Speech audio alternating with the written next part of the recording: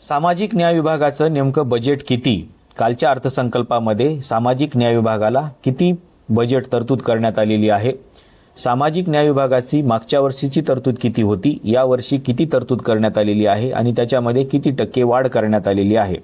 या सगळ्या प्रश्नांची उत्तरं आपल्याला पडली पाहिजेत आणि मग आपण ती उत्तरं शोधली देखील पाहिजेत. काल अर्थसंकल्प सादर झाला आणि कालच्या अर्थसंकल्पामध्ये सामाजिक न्याय विभागासाठी 62,362 कोटी रुपयांची तरतूद करण्यात आली. पण सामाजिक न्याय विभागाच्या 62,362 कोटी रुपयामध्ये नेमकं डिव्हायडेशन कसं झालेलं आहे आणि हे बजेट नेमकं कोणासाठी दिलं गेलेलं आहे याची देखील चर्चा होणं गरजेचं आहे. मागच्या वर्षीच्या बजेटमध्ये आणि या वर्षीच्या बजेटमध्ये किती वाढ झालेली आहे हे आपण तपासून बघितलं पाहिजे. मागच्या वर्षी म्हणजे 2025-26 मध्ये सामाजिक न्याय विभागाच्या अनुसूचित जाती विभागासाठी जे बजेट होतं ते बजेट होतं 15,050 कोटी रुपयांचं. या वर्षीचं बजेट आहे 15,357 कोटी रुपये. मागच्या वर्षीच्या बजेटमध्ये आणि या वर्षीच्या बजेटमध्ये फक्त आणि फक्त 2% वाढ करण्यात आलेली आहे.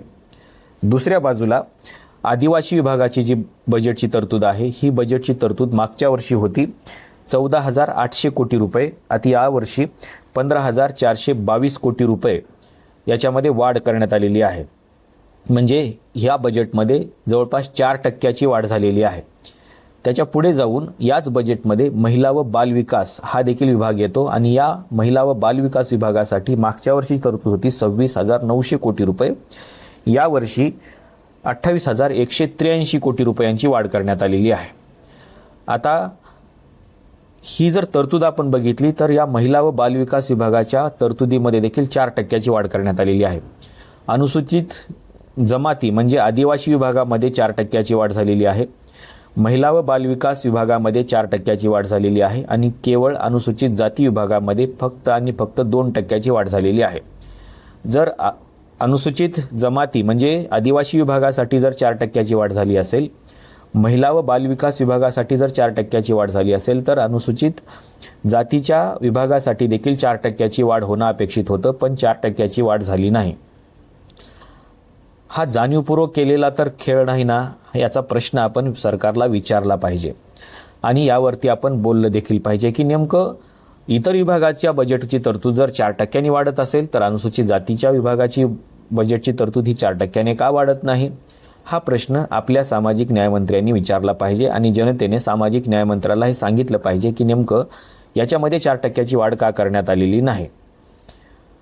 याचा परिणाम काय होतो? तर याचा परिणाम असा होतो की आपल्याला जे गव्हर्नमेंटची शिष्यवृत्ती येणार आहे मुलांना ती येत नाही, गव्हर्नमेंटचे जे फेलोशिप येणार आहेत त्या येत नाहीत आणि आपल्या जे काही दलित वस्ती सुधार योजनेसाठी जो निधी येणार आहे तो निधी येणार नाही. त्याच्यामुळे या बजेटमध्ये प्रॉपर अशी तरतूद झाली पाहिजे. जर इतर विभागामध्ये 4% वाढ होत असेल तर अनुसूचित जातीच्या विभागामध्ये देखील 4% वाढ झाली पाहिजे, पण इथे फक्त 2% वाढ झालेली आहे. हा दरवर्षीच होणारा खेळ आहे. त्याच्यामुळे आपल्याला याची सवय झालेली आहे की आपण काहीही बोलत नाही. 2025-26च्या बजेटमध्ये आणि 2026-27च्या बजेटमध्ये नेमका काय फरक आहे? आता हे फक्त समाज कल्याणच्या बाबतीमध्ये झालं. आपल्याला माहीत असेल की आपल्या संरक्षण व्यवस्थेचं बजेट 15% वाढलेलं आहे. म्हणजे इतर क्षेत्रामधलं बजेट जर 15%, 10%, 12%, 4% वाढणार असेल तर फक्त अनुसूचित जातीचंच बजेट हे फक्त 2% का वाढतं? हे 4%, 10%, 12% का वाढत नाही? खरं तर अनुसूचित जातीच्या लोकसंख्येच्या प्रमाणामध्ये जर आपण विचार केला तर अनुसूचित जातीच्या या विभागासाठी आपल्याला जवळपास 1,00,000 कोटींच्या पुढे बजेट आपल्याला अपेक्षित आहे. पण होते किती? नेमकं 15,000 कोटी रुपये. म्हणजे आपल्याला हवे आहेत किती? जवळपास 85,000 कोटी रुपयाच्या आसपास आपल्याला हे बजेट अपेक्षित आहे. त्याच्यामुळं आपलं बजेट नेमकं कुठे कोलमडते? तर इथे कोलमडते की आपल्यासाठी तरतूदच नाही आहे आणि त्याच्यामुळे आपण यावरती बोललं पाहिजे की किती टक्क्याची वाढ होते आहे आणि या टक्क्याच्या प्रमाणामध्ये जर आपली वाढ होत नसेल तर आपल्या कुठल्या सुविधा बंद होणार आहेत याची काळजी आपण घेतली पाहिजे. आपल्याला नेमकं सामाजिक न्याय विभागाच्या या 2% वाढलेल्या बजेटबद्दल काय वाटतं सांगायला विसरू नका. इतर विभागाप्रमाणेच आपलं देखील बजेट 4%, 6%, 8% वाढणं अपेक्षित होतं का? अनुसूचित जाती विभागाचंच बजेट 2% का वाढलं? इतर विभागाच्या तुलनेमध्ये हे बजेट का वाढलं नाही? आपल्याला नेमकं काय वाटतं हे सांगायला विसरू नका. आजच्या व्हिडिओमध्ये आपण इथेच थांबूया आणि आपल्याकडे जर समजा या बजेट संबंधी आणखीन काही माहिती असेल तर ते देखील शेअर करायला विसरू नका. आजच्या व्हिडिओमध्ये आपण इथेच थांबूया. धन्यवाद.